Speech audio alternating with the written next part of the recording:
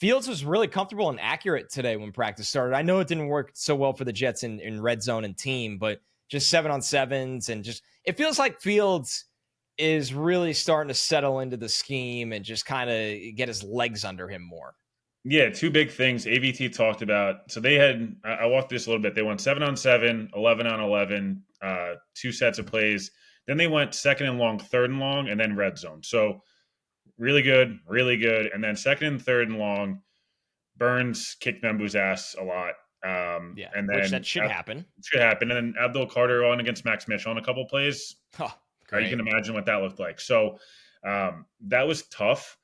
But AVT said it during second and third and long, they were struggling, and Fields came into the huddle and like vocally got them back locked in, which to me is a huge thing because he is not vocal. He is the most boring presser I think I've ever attended.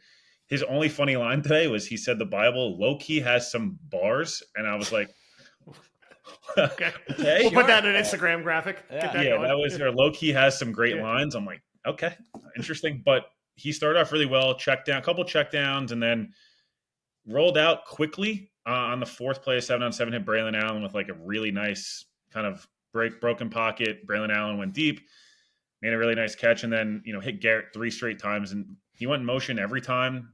Different side. He was in a bunch set.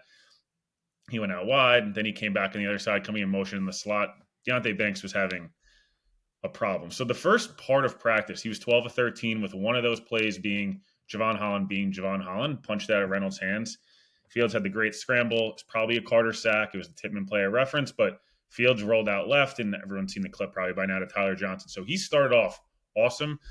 I don't even know that he was bad necessarily, like individually bad during that second and third and long. The O-line just had a really bad period.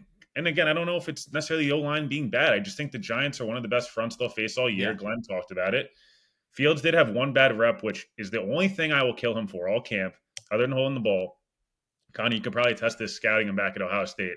When he gets in trouble, he dips his back shoulder and he starts to sail balls. And it's very limited. It happened once when we were there. He's kind of gotten rid of it a lot. But I will tell you, that's the one thing I worry about is when he does that, he kind of does this thing where it's like he's upright and he gets a little worried and he kind of just naturally like dips and that's the ball flies. So that's the only criticism I've had of Fields today is a couple sacks. I don't know what you want him to do about that. In this sense, it was really just that one play is the one thing I want to see him get rid of it out of his game. And they're working on it, but it's not going to happen overnight.